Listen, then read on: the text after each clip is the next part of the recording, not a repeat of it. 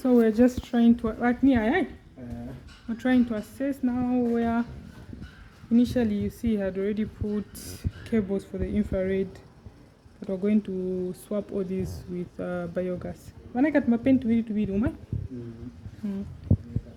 so 1 2 3 1 2 3 so ni piping yatu iboleche straight musanke pen ili pakati 1 2 3 muzeka pakati tikeketi then jati zakabwera okuside foot.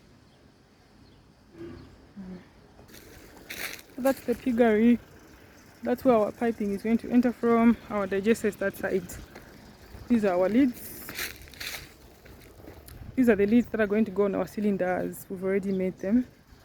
Let me show you our plant, which is going to be connected to that piggery house that we're going to assess.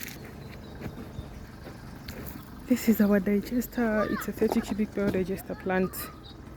So it's going to be able to provide for them heat, gas for them to be able to heat into their piggery house there.